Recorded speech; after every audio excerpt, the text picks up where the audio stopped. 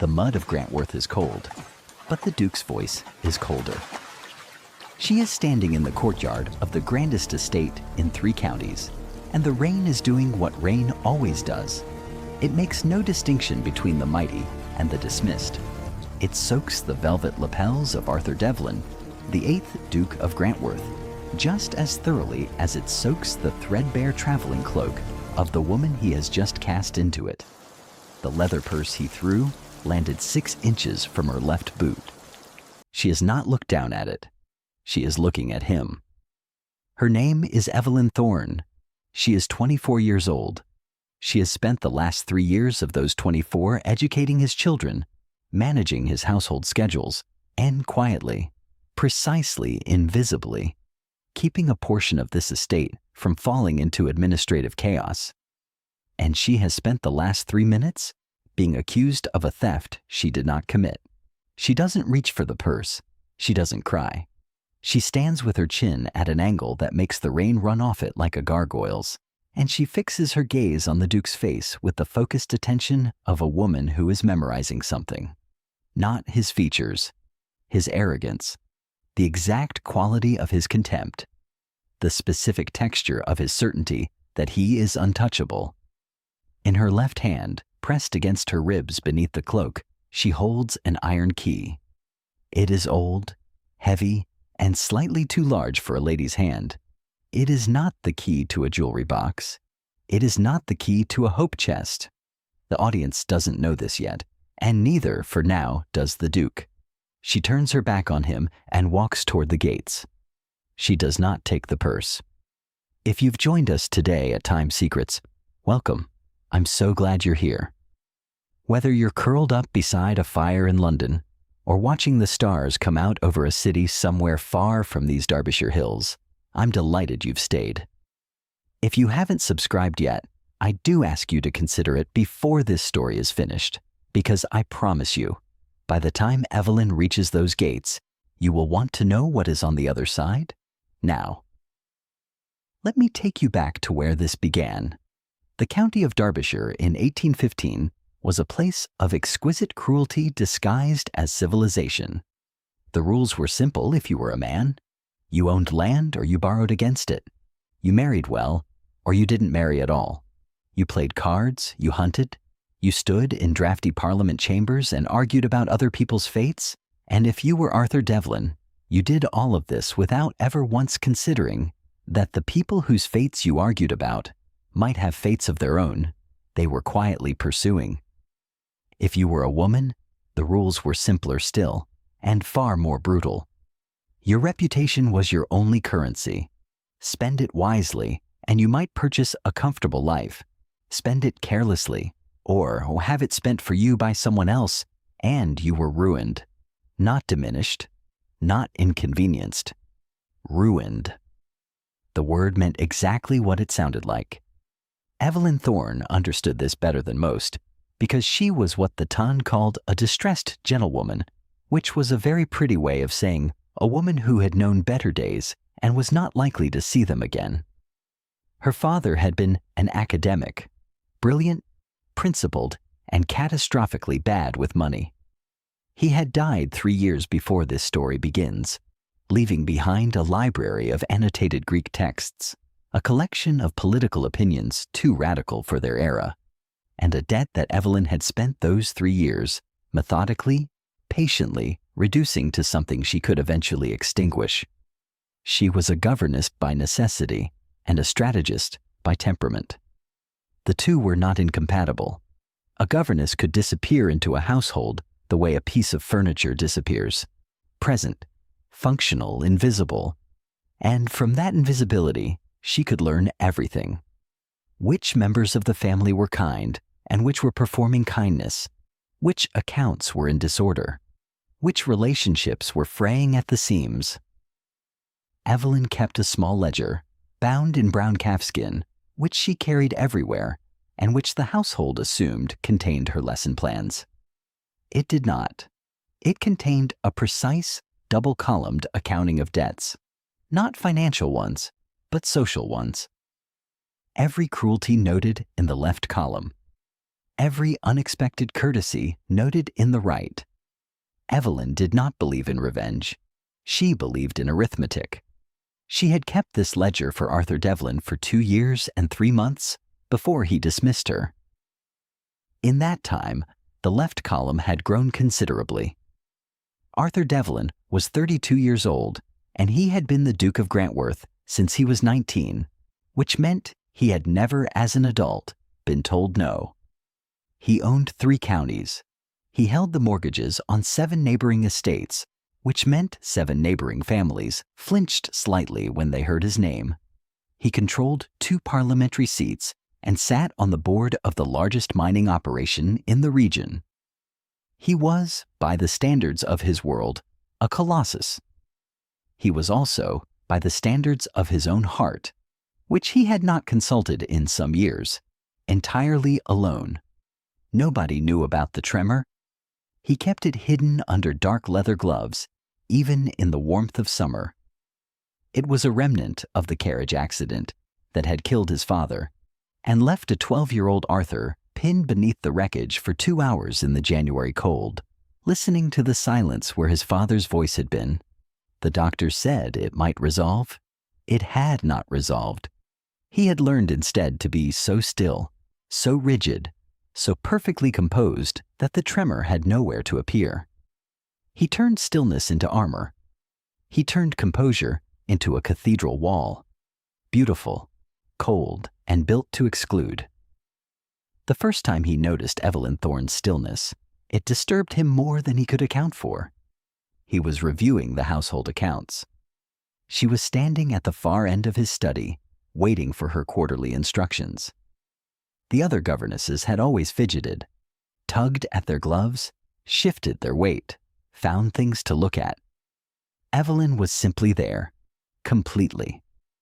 Her hands folded at her waist, her eyes directed at the middle distance with an expression of extraordinary, composed patience that he could not decide was serene or infuriated.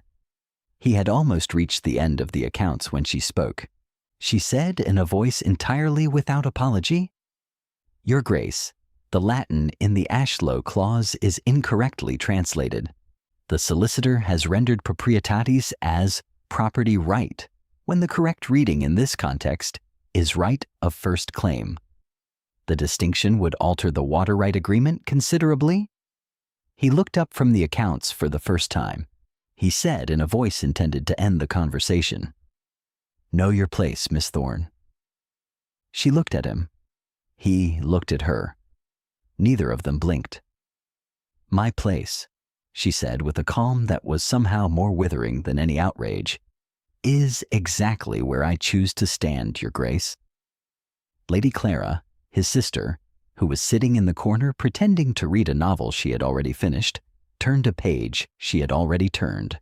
The Duke returned to his accounts, but his jaw moved once, very slightly, in a way Evelyn recognized. She had learned to read the involuntary expressions of powerful men the way sailors learned to read weather. The twitch in his jaw was not anger. It was the thing that lives underneath anger in people who have never learned to name it. She wrote it in the ledger that evening, not in the debt column, in the margin. A single word. Interesting. It was Lady Clara's diamond brooch that broke everything open, or appeared to. It went missing on a Thursday, which was the day the visiting investor arrived, a gentleman from Liverpool whose approval the Duke required for a new phase of the mining operation, and whose opinion of moral order at Grantworth was consequently very important. The timing, Evelyn would later understand, was not a coincidence. Mrs. Hartley, the housekeeper, was a woman who had run this estate for 11 years and who had watched Evelyn arrive and immediately begun calculating how much influence she was accumulating. The brooch was found in the lining of Evelyn's second traveling bag, tucked inside a folded handkerchief, planted with exactly the right amount of subtlety to look like guilty concealment. The Duke did not call for an inquiry. He called for Evelyn. She stood before his desk again. The investor was in the next room.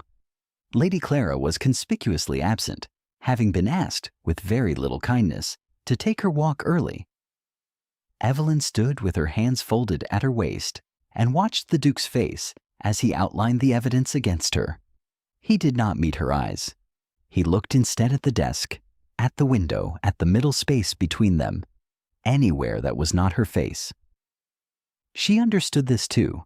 She had seen it before in other powerful men who were doing something they knew was wrong and had decided to do it anyway. He gave her 24 hours to leave the premises. He said without looking at her, "Women of your sort always end up in the gutter, Miss Thorne. It is a mercy I am not calling the constable." She said nothing. She turned. She walked to the door. At the threshold, she paused without turning back. She said, "I have never stolen anything in my life, Your Grace, but I have learned a great deal from this house about the things powerful men allow themselves to take."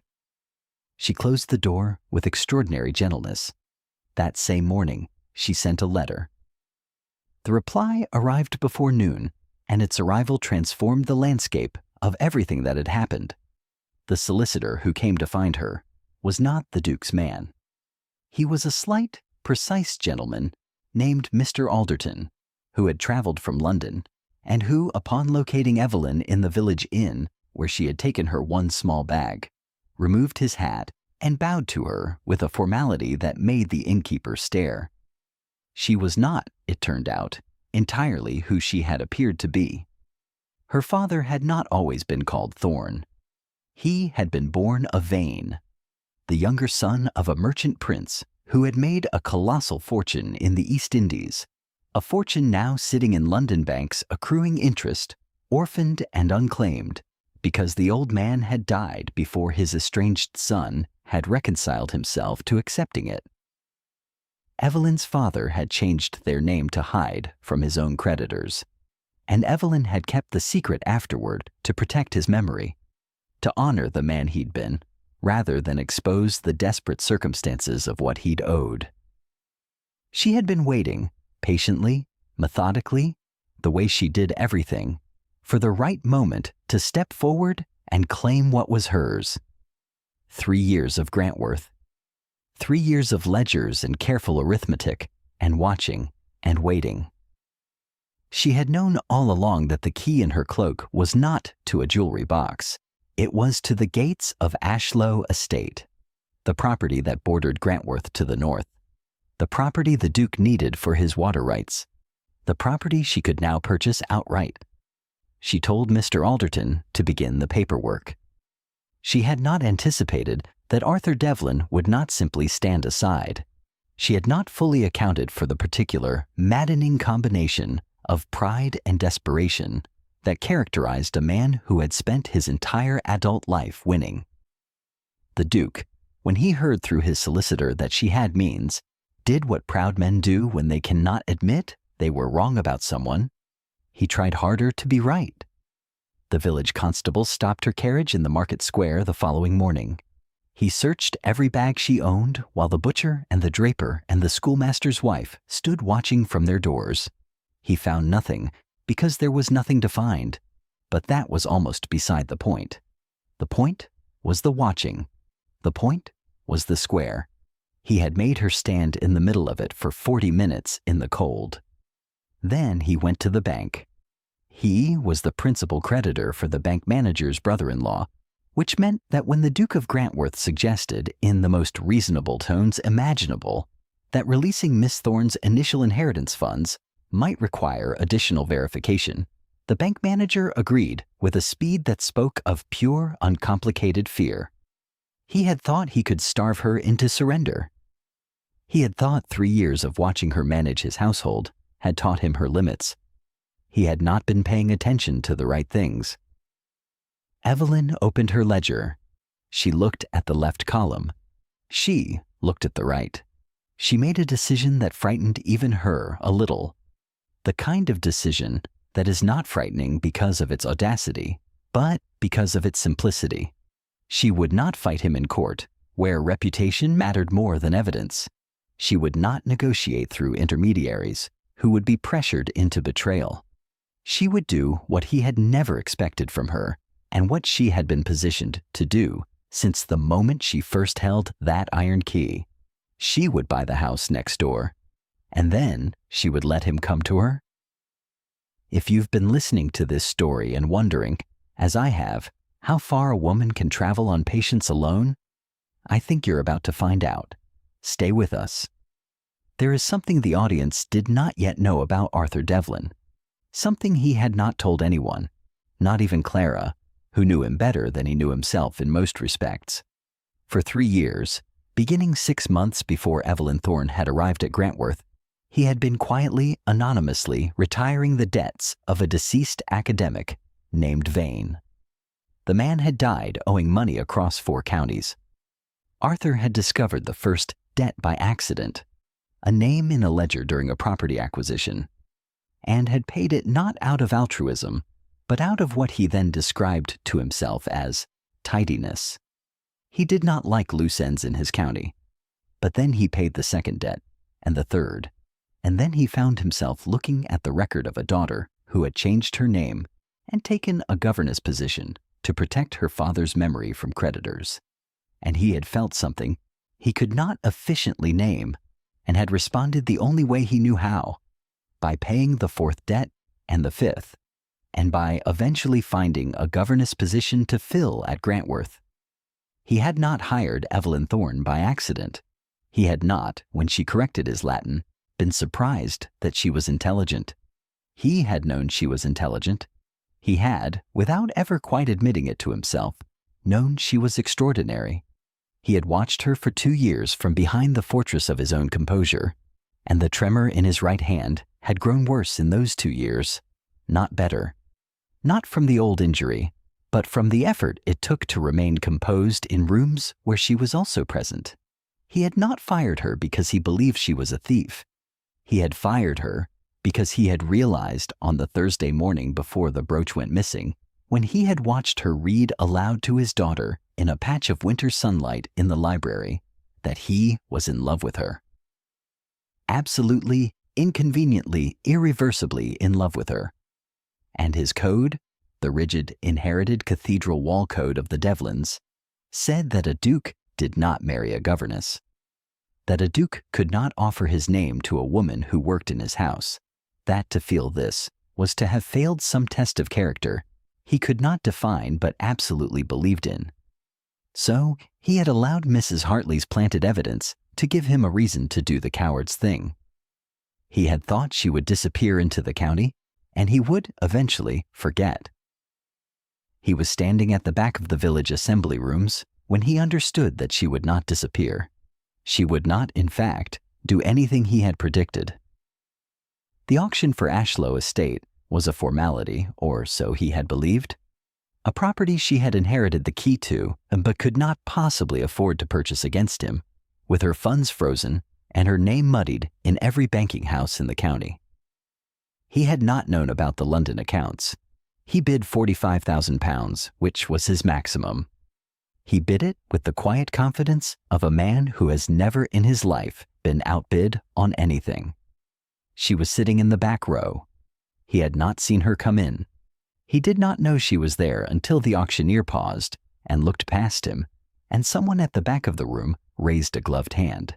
She bid £55,000. The room went silent, the way rooms go silent when something has happened that no one present has ever seen before. Not quiet. Silent. The particular silence of redrawn maps. He turned. She was standing now. She was not looking at the auctioneer. She was looking at him, and she said in a voice that carried clearly to every corner of the assembly room, without heat and without triumph, and with the absolute, unhurried certainty of a woman who has been waiting 3 years to say exactly these words. "You told me to know my place, Your Grace. I took your advice to heart. I have spent some time considering it, and I have concluded that my place is not in your nursery. It is not in your accounts room. It is not in the mud of your courtyard. My place is wherever I choose to stand, and I choose to stand as your equal. Perhaps now, from across the fence of our adjoining lands, you will finally see me clearly." The auctioneer cleared his throat. Nobody breathed. She walked the length of the assembly room. She walked past him close enough that he could have reached out and caught her arm, and he did not reach out because the man he was trying to become understood that reaching out was no longer something he was owed. She reached into her cloak. She pressed into his gloved hand the leather purse, the same one still faintly mud-stained at the seam, the one he had thrown into the courtyard at her feet. She had carried it all this way. He stood holding it. He looked down at it. He looked up. She was already through the door. He stood for a long moment in the silence of the assembly room, with the purse in his hand and the tremor running through his fingers underneath the leather. And he understood something that his 13-year-old self, pinned under the wreckage in the January cold, might have understood more easily than the man he had been trained to become. That the only thing more dangerous than a woman with nothing to lose is a woman who has gained everything and chosen still to win with grace. He came to her at Ashlow 2 weeks later. He came alone, without his solicitor, without his secretary. He came on foot across the shared boundary of their land, the iron gate that her key had always opened, and he came carrying a folded map with the water right territory marked in pencil, and he held it in both hands, and the tremor was visible. He did not pretend it wasn't. She received him in the drawing room she had already begun to restore. The walls were half painted, and the shelves were still empty, and there were crates of her father's books stacked against the far wall waiting to be opened. It was not a grand room yet. It was the beginning of one. He said what men like him find almost impossible to say. He said, "I was a coward. I used the brooch as an excuse to do what I lacked the courage to do honestly. I was wrong, and I am sorry, and I understand entirely if you choose never to grant me these water rights, because I have not earned them." She looked at him for a long moment. Then she brought out the ledger. She opened it to his page, 2 years and 3 months of careful, double-columned arithmetic. The left column was considerable. The right column was shorter, but it existed. The payments to her father's creditors were in the right column. She had found them eventually.